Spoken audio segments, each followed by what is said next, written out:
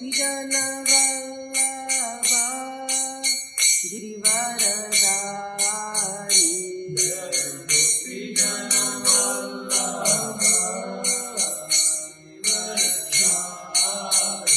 Jaya Gopijana Vallabha Girivaradari Gopijana Vallabha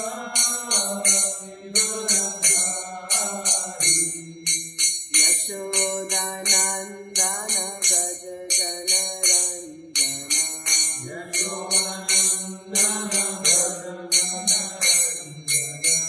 Yashodanandana Gaja Janaranjana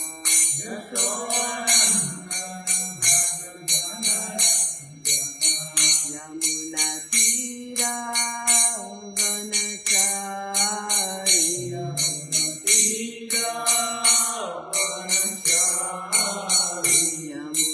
Tira Vanachari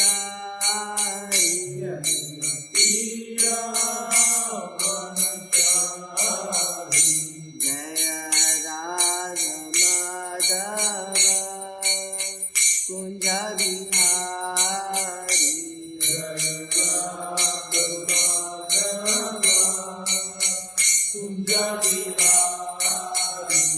Jaya Radha Madhava Kunja Vihari Namo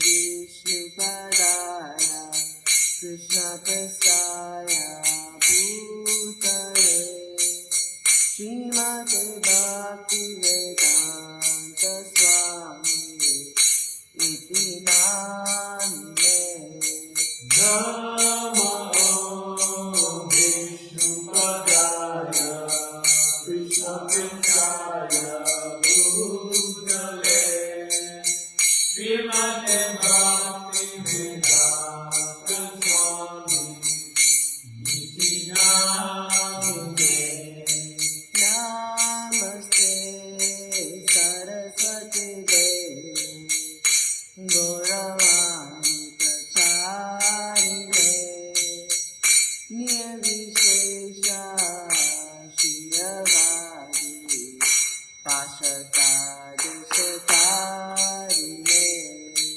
Namaste Saraswati Devi Gauravani Pracharine Nirvishesha Shriravadi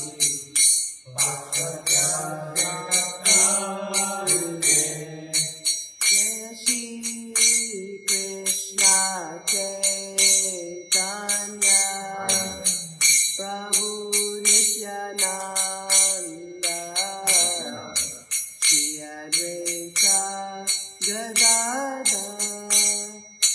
Shivasadi Gaur Bhaktavrinda Jaya Shri Krishna Chaitanya Prabhu Nityananda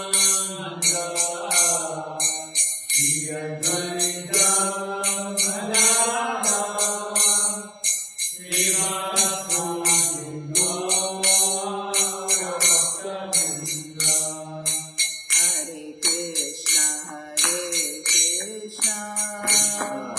Krishna Krishna Hare Hare Hare Rama Rama Rama Hare Hare Hare Krishna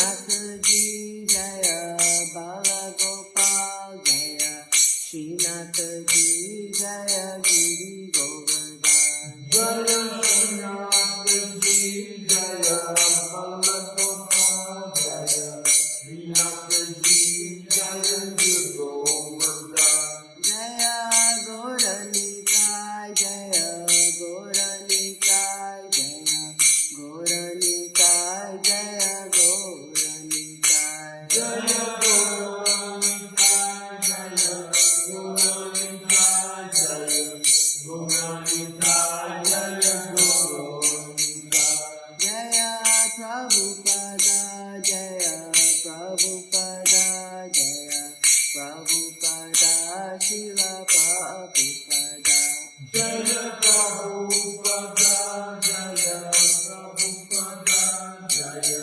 Prabhupada Jaya Prabhupada Jaya Gurudeva Jaya Gurudeva Jaya Gurudeva Jaya Gurudeva Jaya Gurudeva Jaya Gurudeva Jaya Gurudeva Jaya Gurudeva Nitai Gora Hari Bo Hari Bo Hari Bo Hari Bo Nitai Gora Hari Bo Nitai Gora Hari Bo Hari Bo Hari Bo Nitai Gora Hari Bo Leo Shrimadbhagavatam Hamsabra Rajikacharya Asatarashata Shishimati Sisi Bhaktivedanta Swami Srila Prabhupada Ki Leo Shrimadbhagavatam Hamsabra Rajikacharya Asatarashata Shishimati His Divine Grace Bhakti Siddhanta Saraswati Goswami Maharaj Ki Ananta Koti Vaishnavrinda Ki Anantaraj Shrimadbhagavatam Ki Srila Prabhupada Ki Hare Krishna. Hare Krishna, welcome to ISKCON Detroit, Shrimadbhagavatam morning class. Today we are reading from every verse is special, but from Canto 1. So if you don't have a copy of Canto 1 by now, you should definitely, because we're already in chapter 12. So please get your copy today. If you need one, you can feel free to contact me directly or go to your local temple. And today we are reading from Canto 1, Chapter 12, Birth of Emperor Parikshit, and it's text 17. So before we get started, we'll just say a quick prayer. Om Namo Bhagavate Vasudevaya. Om Namo Bhagavate Vasudevaya. Om Namo Bhagavate Vasudevaya. Om Namo Bhagavate Vasudevaya. Om Namo Bhagavate Vasudevaya. Om Namo Bhagavate Vasudevaya. Narayam Namaskritya. Narayanam Namaskritya. Naram Cheva Narottamam. Naram Chaiva Narottamam. Devim Saraswatim Vyasam. Devim Saraswatim Vyasam. Tato Jayudiriye. Tato Jayudire. Nashtaprayeshu Bhadreshu. Nashtaprayeshu Bhadreshu. Nityam Bhagavata Sevaya. Nityam Bhagavata Sevaya. Bhagavati Uttama Shloke. Bhagavati Uttama Shloke. Bhaktir Bhavati Neshtaki. Bhaktir Bhavati Neshtaki. So, Canto 1, Chapter 12, Text 17. This is the birth of Emperor Parikshit.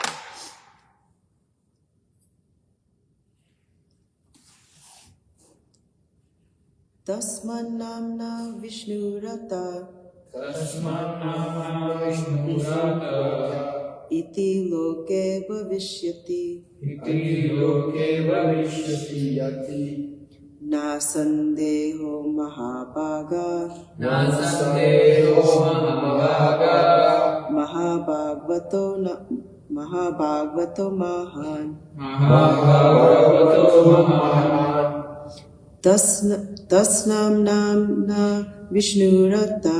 Tasman Namna Vishnurata. Iti Loke Bhavishyati. Iti Loke Bhavishyati. Na Sandeho Mahabhaga. Na Sandeho Mahabhaga. Mahabhagavato Mahan. Mahabhagavato Mahan.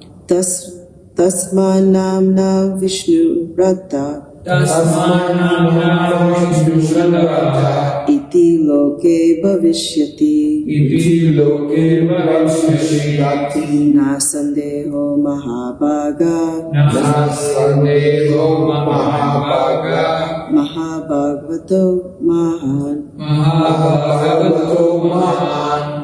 Hare Krishna, you want to repeat?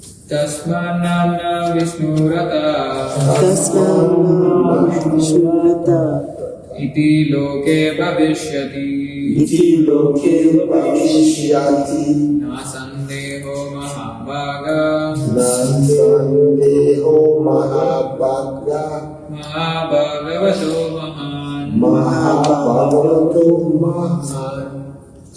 Tasmannamna Vishnurata Tasmanamna Vishnuratah iti loke vavishyati iti loke bhavishyati nasandeho mahabhaga nasandeho mahabhaga mahabhagavato mahan Mahabhagavato Mahan.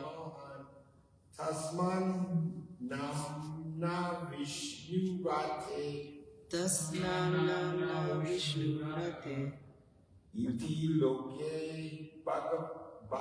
Bhavishyate iti loke bhavishyati Nasandeho Mahabhaga nasandeho mahabhaga Mahabhagavato Mahan. Mahabhagavato Mahan. Word for word, tasmat, Tasmat, therefore, therefore, namna, Namna, by the name, by the name, Vishnurata, Vishnuratah, protected by Vishnu, the personality of Godhead. by Vishnu, the personality of Godhead. Iti, Iti, thus, thus, loke, Loke, in all the planets, in all the planets, Bhavishyati, Bhavishyati, shall become well known, shall become well known, na, not, no, no, sandeha, Sandeha, doubts, doubts, Mahabhaga, Mahabhaga, most fortunate, most fortunate, Mahabhagavata, Mahabhagavata, the first class devotee of the Lord, the first class devotee of the Lord, Mahan, Mahan, qualified by all good qualities. qualified by all good qualities. So, translation and purport by His Divine Grace, A.C. Bhaktivedanta Swami Srila Prabhupada, Srila Prabhupada ki jai. Translation. For this reason, this child will be well known in the world as one who is protected by the personality of Godhead. O most fortunate one, there is no doubt that this child will become a first-class devotee and will be qualified with all good qualities. Please repeat. For this reason, this child will be This child will be well known in the world well known in the world as one who is as one who is protected protected by the personality of Godhead. by the personality of Godhead. O most fortunate one, O most fortunate one, there is no doubt there is no doubt that this child that this child will become a first-class devotee will become a first-class devotee and will be qualified with all good qualities. with all good qualities. Purport. The Lord gives protection to all living beings because He is their supreme leader. The Vedic hymns confirm that the Lord is the supreme person amongst all personalities. The difference between the two living beings is that one, the personality of Godhead, provides all other living beings, and by knowing Him, one can achieve eternal peace. Katha Upanishad. Such protection is given by His different potencies to different grades of living beings. But as far as His unalloyed devotees are concerned, He gives the protection personally. Therefore, Maharaj Parikshit is protected from the very beginning of his appearance in the womb of his mother. And because he is especially given protection by the Lord, the indication must be concluded that the child would be a first-grade devotee of the Lord with all good qualities. There are 3 grades of devotees, namely the Mahabhagavata, Madhyam Adhikari, and Kanishta Adhikari. Those who go to the temples of the Lord and offer worshipful respect to the deities without sufficient knowledge in the theological science, and therefore without any respect for the devotees of the Lord, are called materialistic devotees, or Kanishta Adhikari, the 3rd grade devotees. Secondly, the devotees who have developed a mentality of genuine service to the Lord and who thus make friendships only with similar devotees, show favor to the neophyte, and avoid the atheist are called the 2nd grade devotees. But those who see everything in the Lord, or everything of the Lord, and also see in everything an eternal relation of the Lord, so that there is nothing within their purview of sight except the Lord, are called the Mahabhagavatas, or the 1st grade devotees of the Lord. Such 1st grade devotees of the Lord are perfect in all respects. A devotee who may be in any of these categories is automatically qualified by all good qualities, and thus a Mahabhagavata devotee like Maharaj Parikshit is certainly perfect in all respects. And because Maharaj Parikshit took his birth in the family of Maharaj Yudhishthira, he is addressed herein as the Mahabhagavata, or the greatest of the fortunates. The family in which a Mahabhagavata takes his birth is fortunate, because due to the birth of a 1st grade devotee, the members of the family, past, present, and future, up to 100 generations, become liberated by the grace of the Lord, out of the respect of his beloved devotee. Therefore, the highest benefit is done to one's family simply by becoming an unalloyed devotee of the Lord. Yay. Okay, enough said. That's it. So sweet. We read that one over. Yeah. We will. Okay. Om Jnana Timirandasya Jnananjana Shalakaya Chakshurumilitam Yena Tasmai Shri Gurave Namaha Shri Chaitanya Manobhishtam Stapitam Yena Bhutale Swayam Rupa Kadamayam Dadati Swapadantikam Vandeham Shri Guru Shri Yukta Padakamalam Shri Guru Vaishnavamstra Shri Rupam Sagrajatam Sagana Gurunatam Vitam Tam Sajivam Sadvaitam Savadutam Parijana Saitam Krishna Chaitanya Devam Shri Radha Krishna Gadam Sagana Madhuka Shri Vishakam Vitamscha He Krishna Karuna Sindhu Dinabandhu Jagatpate Gopesha Gopika Kanta Radha Kanta Namostute Tapta Kanchana Gaurangi Radhe Vrindavaneshwari Vrishabhanustute Devi Pranamami Haripe Vanchakalpa Tarubhyascha Kripa Sindhu Vacha Patitanam Pavanebhyo Vaishnavebhyo Namo Namo Vishnupadaya Krishna Prastaya Bhutale Srimate Bhaktivedanta Swami Iti Namine Namaste Saraswati Deve Gauravani Pracharine Nirvishesha Shunyavadi Pashata Deshatani Jai Shri Krishna Chaitanya Prabhu Nityananda Shri Advaita Gadadhar Shivasadi Gaura Bhaktivinoda Hare Krishna, Krishna Krishna, Hare Hare, Hare Rama, Rama Hare Hare.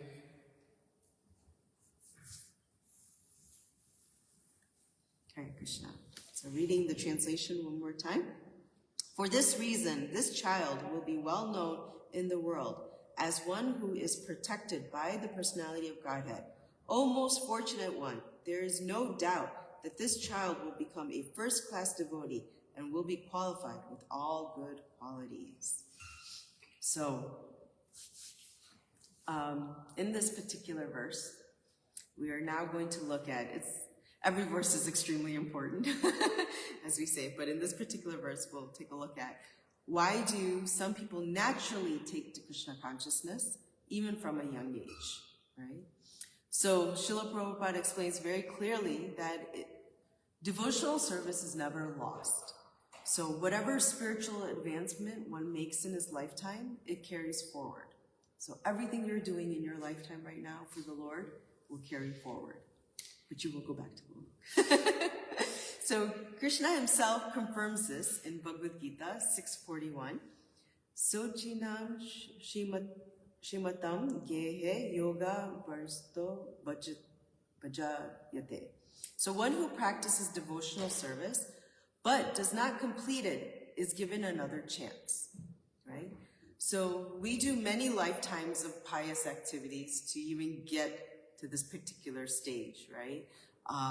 And human birth, we know, is very rare, right? There's, 400 billion species or millions of species on this planet, and even just to take this birth as a human, even the human species itself has 432 million different species. So it's just or 4 million different species. So, so even this human birth, there's no guarantee necessarily we become a devotee. But by some mercy of some devotee in some lifetime that has touched us, and by some pious deed, we are now in this position. But we must also be very careful being in this position, because we can also get very deviated and lost by the influence of this external energy. So Maharaj Parikshit, he's a living example of this particular principle. So when he takes birth, or when he is born, all the constellations and the stars were perfectly aligned, even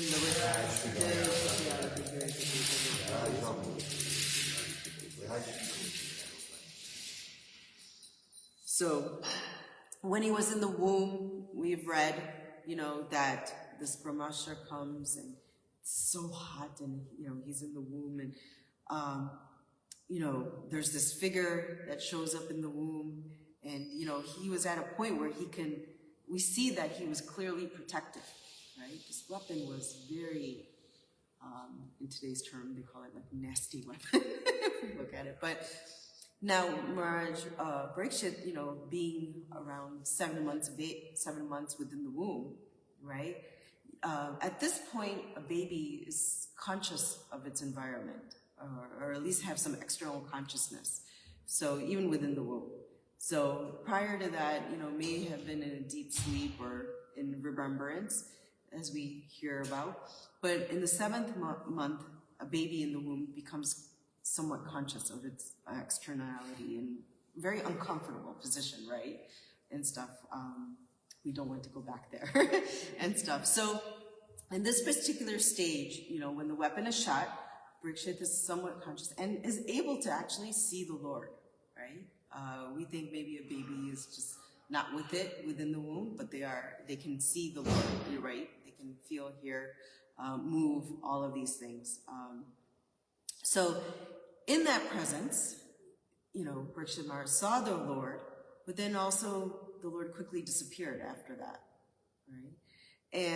But that little bit of association with the Lord, we can see what type of devotee he becomes, right? In this particular verse, Maha is spoken 3 times, right? And we know if anything needs to be emphasized greatly, you have to say it at least 3 times, right? Clean up your room, clean up your room, clean up. No, just kidding. So,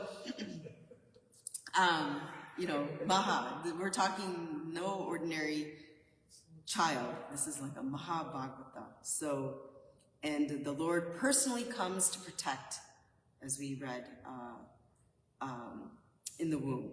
So we're not dealing with just an ordinary human being. We're not dealing with any kind of ordinary individual. So, and the 2 reasons why the super soul came into the womb, why Lord Vishnu came into the womb in order to protect. One we read about in this particular verse is the qualities of Maharaj Parikshit, right? He's a pure devotee, right? He's just, even within the womb, he was always in consciousness of the Lord. And this weapon that was sent, only the Lord can stop it, right?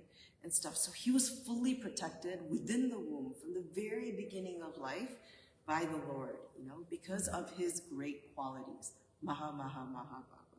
So, and the second reason why was that Yudhishthira Maharaj, right, was so devoted to Krishna.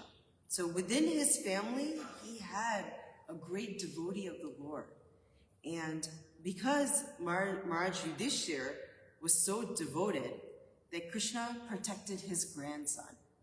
So we see that if we have a devotee within the family, right, and as we read in this particular verse, if you have a devotee or if you become a devotee in your family, you can protect those that are in the past, present, and future, right, and get the mercy of the Lord. We see this in other stories in Bhagavatam too. When we look at, like, does anyone know which devotee we can think of that has a similar protection? Prahlad Maharaj, right? So Prahlad Maharaj, right? His father was a demon, right? Comes from demoniac line, but still becoming a pure devotee of the Lord, he was able to protect, right? All the progeny that came afterwards in that family, and also, liberate his father and so forth. So just by becoming a devotee of the Lord. So the importance of this, it cannot be more stressed. If you are in Krishna consciousness, take to the process, because you can help your ancestors as well as any future generations that come. 14 generations. Huh? 14 generations. 14 generations, yes.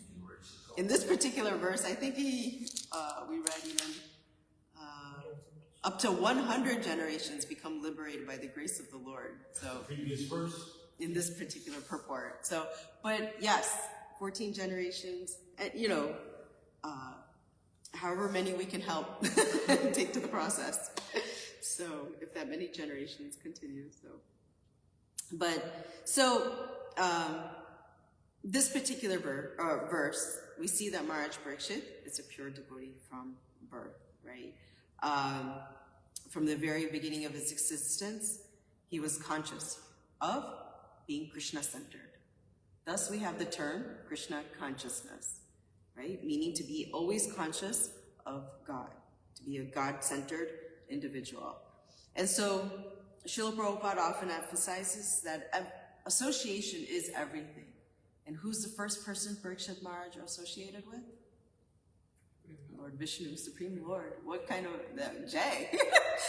Wish I had that association first thing. So, because Parikshit Maharaj associated with Krishna directly, his heart became naturally attracted to the Lord, right?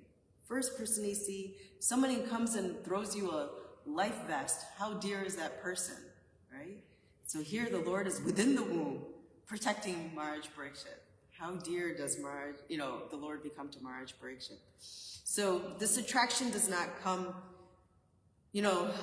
from academic study, or sometimes, through speculation. We hear about jnana yoga and all these other karma yogas and stuff.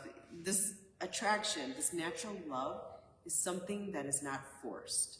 You can't force anyone to love you, right? We know that. That's very clear. We experience it even in the material world and stuff. So it only comes by this association, this remembrance, and this mercy that we get from an individual. How merciful was Srila Prabhupada, right? To bring this knowledge to us, and how grateful we can become. And what kind of, I have never met Srila Prabhupada personally, yet the love that I feel for Srila Prabhupada is, like, for me, immeasurable, right? So very dear to me, and so forth. So, sorry, I kept talking, I forgot to scroll down. So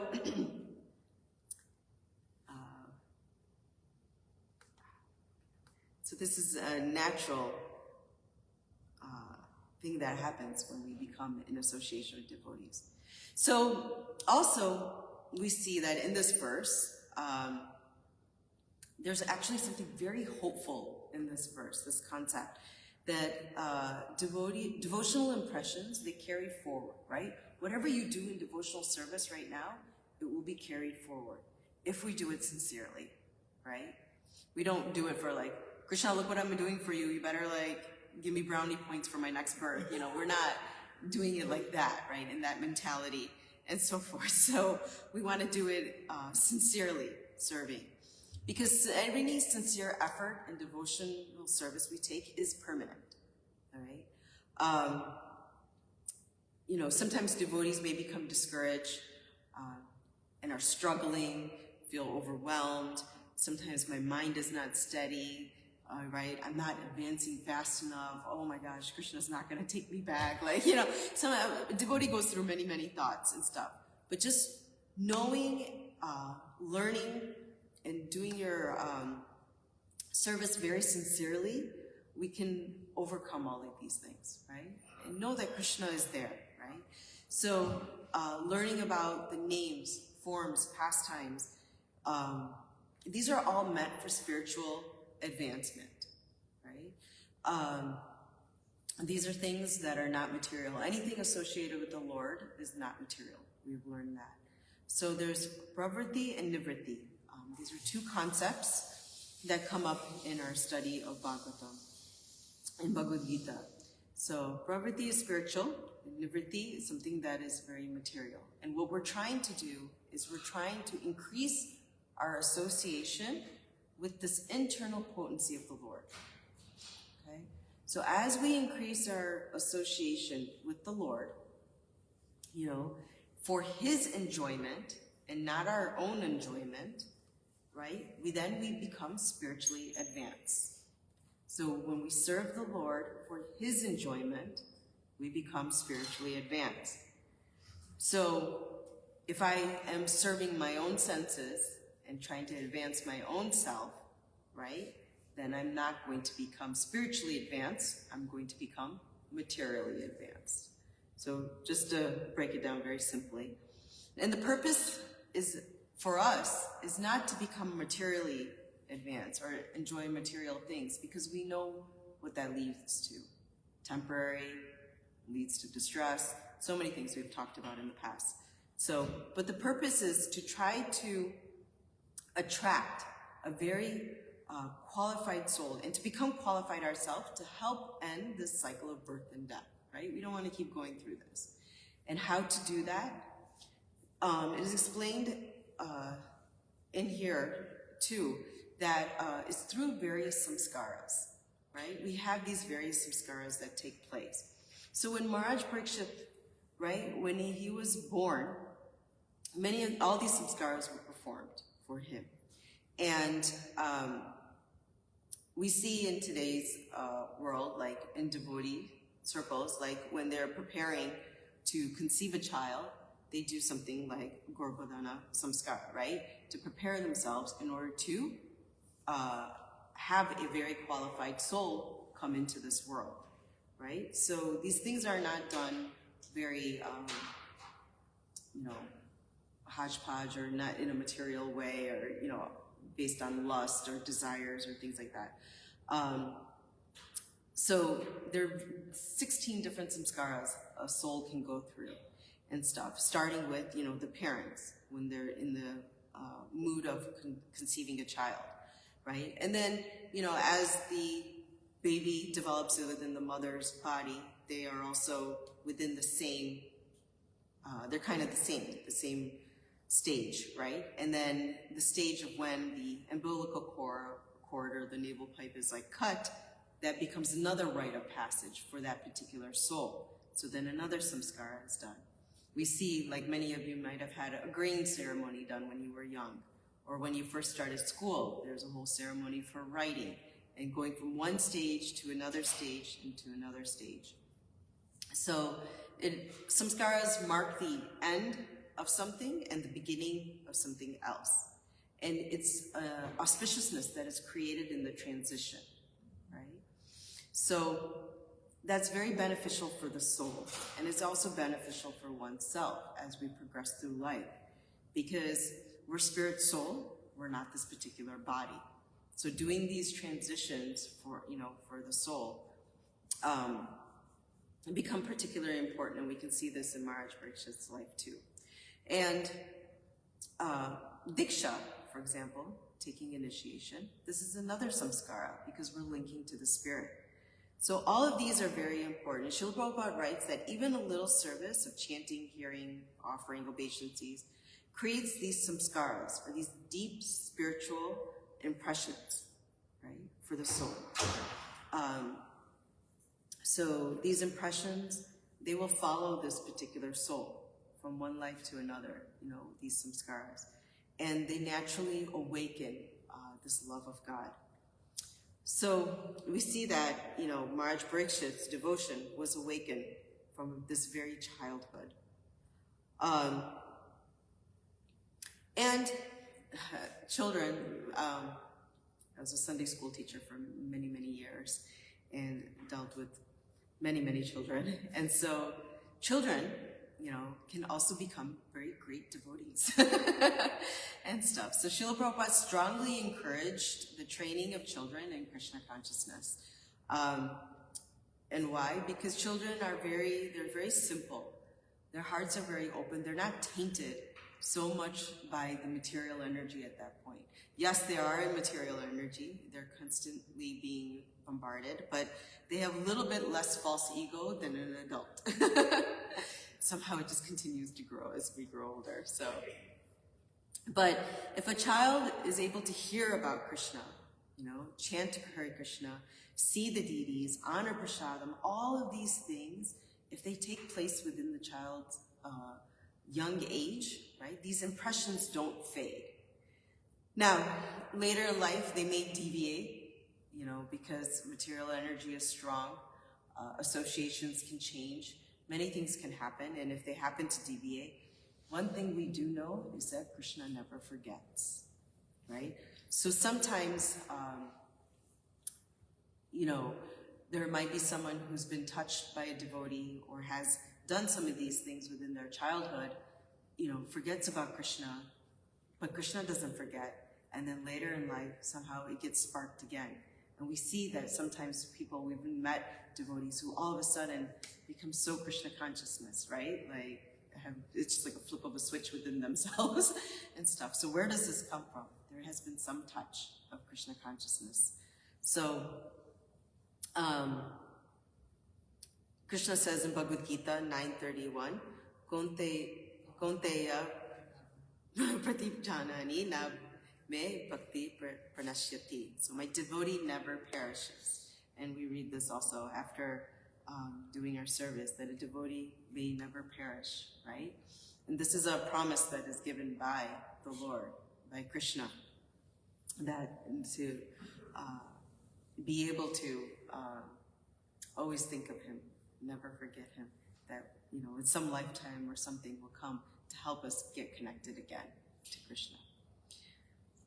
Maharaj Parikshit connected within the womb, right? But he comes from a long line, so. In this particular verse, Srila Prabhupada also talks about the Mahabhagavata, right? Maharaj Parikshit is Mahabhagavata and stuff, an Uttama Adhikari. But simply said, there's Kanishta Adhikari, Madhya Adhikari, and Uttama Adhikari. So these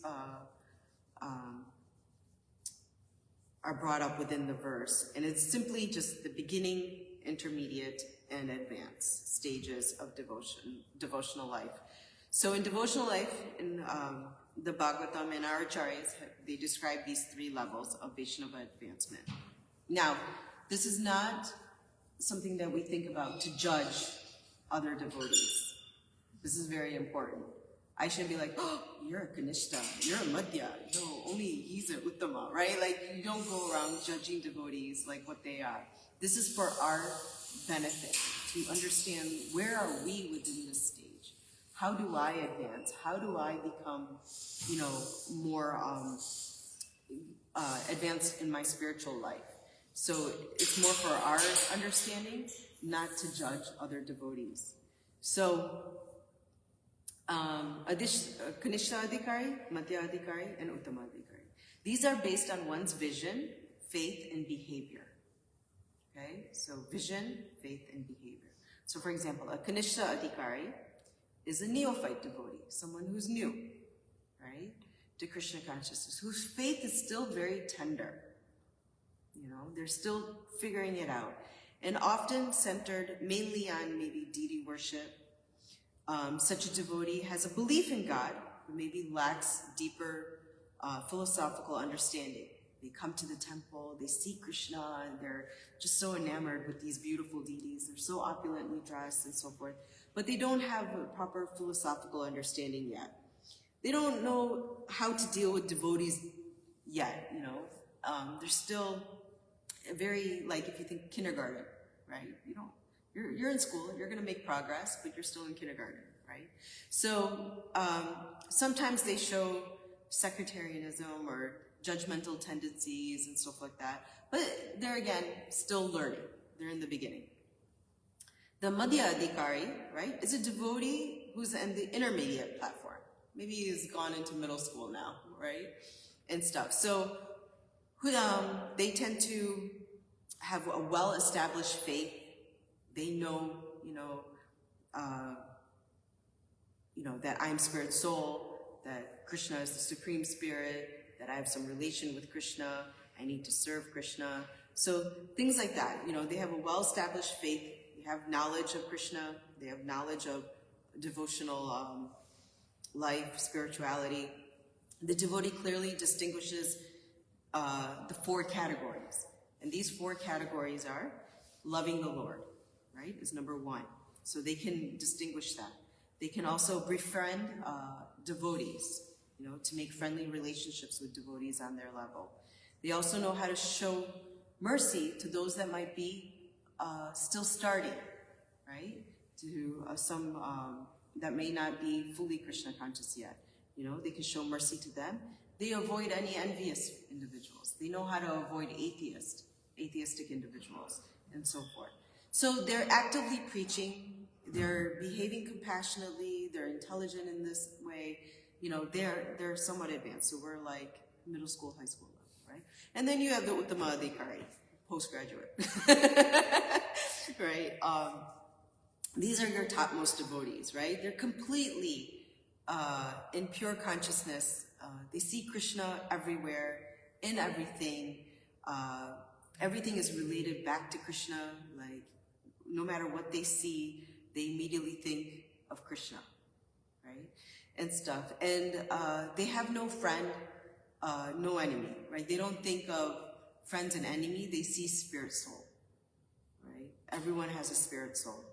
They're fully absorbed in the love of Krishna. And they naturally inspire others in their humility, right? So they have the ability to inspire others.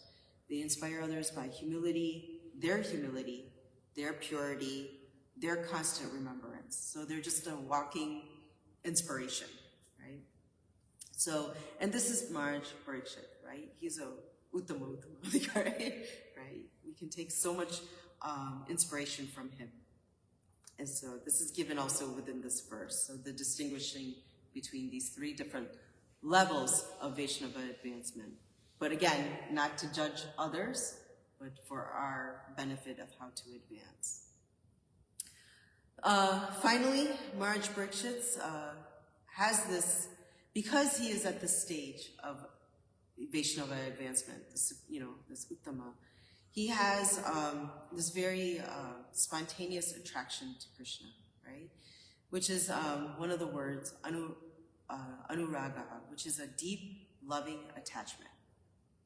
So we see in Krishna consciousness, and as we look at other different platforms of spirituality, Krishna consciousness is not a fear-based religion, right? It's not like, if you don't love God, you will go to hell, right? Like, it's not like one of those things. We're not very ritualistic. It may seem like we're ritualistic, but it's not rituals without feeling, right? If we're doing a ritual, we want to put our love and devotion. for doing service. We put our love and devotion into it. So this is a natural love. This process of Krishna consciousness is to bring about this natural love. The closest example we have of this natural love is between a child and a mother, right? This unselfish, unmotivated love. And that is what we're trying to get to. We're all trying to develop this natural love. So Srila Prabhupada explains that bhakti is the soul's natural function. So to serve in this loving, unmotivated, selfish, selfless love, that is the natural function of this soul. And when we talk about, what brings us peace and happiness, it's this, right? To be able to have that affection, that love and stuff. So this is something that we see in Maharaj Parikshit's love was uncovered very early in his life because of his association with Krishna and stuff, and due to his previous devotional credits and everything that he's done, these samskaras, all of these things, it has just grown his love for Krishna, and it's never ending. And at the time when he has to leave his body, immediately what does he think of? He thinks of Krishna, right? So if we can all think of Krishna at the time of leaving our body, yes. But that will only come about when we develop this natural love for Krishna, right? So for us, just to think about it in a more practical way, we should never minimize any small devotional act by anyone or even ourselves, right? Even chanting one round sincerely, even offering a flower with full love and devotion, even hearing one verse or hearing the Maha Mantra, it all counts. It all counts eternally for us. So keep doing it. Keep associating, keep doing devotional service. We also have to be patient with ourselves, right?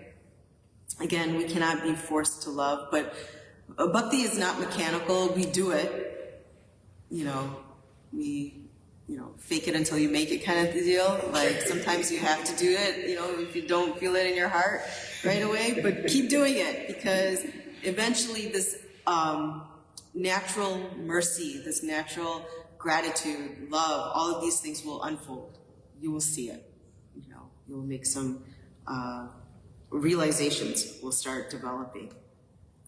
And this value of association, right? You don't want to, whatever association you can get with devotees, association with Shrimadbhagavatam, huge, right? Yes. And stuff. Every day, Nityam Bhagavata Sevaya, associate with the Bhagavata, right? Serving the Vaishnavas. This all awakens this remembrance of Krishna.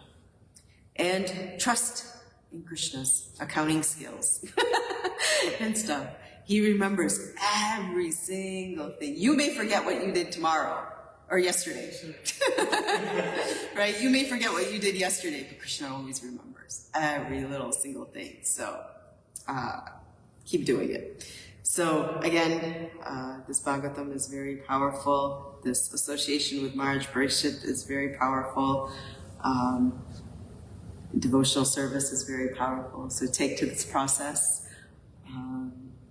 and be happy and very peaceful. So, Jai. Grantaraj, Shrimadbhagavatam, ki Jai. Very nice question. If there's any questions or thoughts or comments, we can discuss at this point. Thank you, Prabhu. If not, this Sunday is Shivratri celebration at the temple. So yes, so please come and hear about one of the great devotees, another Mahabhagata devotee of the Lord and stuff, Lord Shiva. He's very inspirational in his devotion as well too. So come enjoy with the devotees, associate with them. New outfit. New outfit. New outfit will be also, you can see the Lord beautifully decorated on that day as well too. There'll be a grand festival. So please join us starting at 4:15 p.m. Shivratri celebration at ISKCON Detroit. Also, if you want to hear regularly, join us every Saturday at ISKCON Detroit for our Bhakti Riksha program. It is a program where we go through Bhagavad Gita as it is. We learn about Bhagavad Gita. So every Saturday, starting at 5:30, please join us. And announcing new in March, every Tuesday nights, we will be having a Kirtan program.